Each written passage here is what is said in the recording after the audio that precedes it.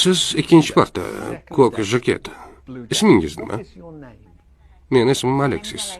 Aleksis, iltimos darsdan chiqib keting. Sizni boshqa darslarda ko'rishni istamayman. Men tushunmadim. Ikkinchi marta so'ramayman. Rahmat.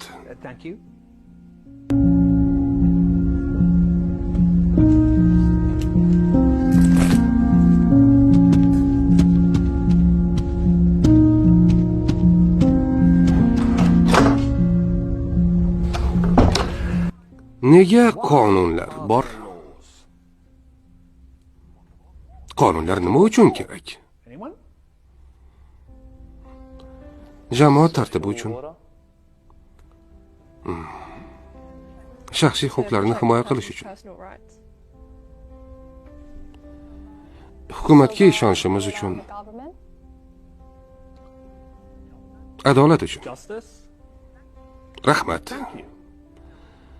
Aytingchi, hozir sinfdoshingizga nisbatan adolatsizlik qildimmi? Ha, albatta shunday qildim. Xo'sh, nega hech kim bunga e'tiroz bildirmadi?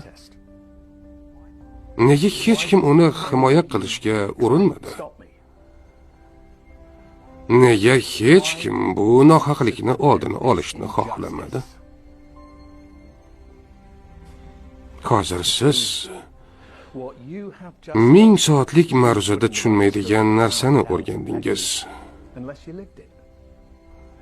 Indamadingiz. Chunki sizga nisbatan nohaqlik bo'lmadi. Va bu munosabat sizni hayotingiz boshini yeydi. O'ylaysizki, bu sizga taalluqli emas, demak sizni ishingiz emas. Aytmoqchimanki, agar siz adolat uchun kurashmasangiz, kun kelib siz ham adolatsizlikka duch kelasiz. Va o'shanda sizni himoya qiladigan hech kim bo'lmaydi. Haqiqat va adolat biz bilan mavjud va biz ular uchun kurashishimiz kerak.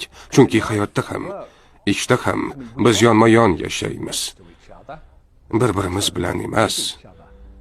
Boshqalarning muammolari bizga aloqador emas deb o'zimizni ovutamiz.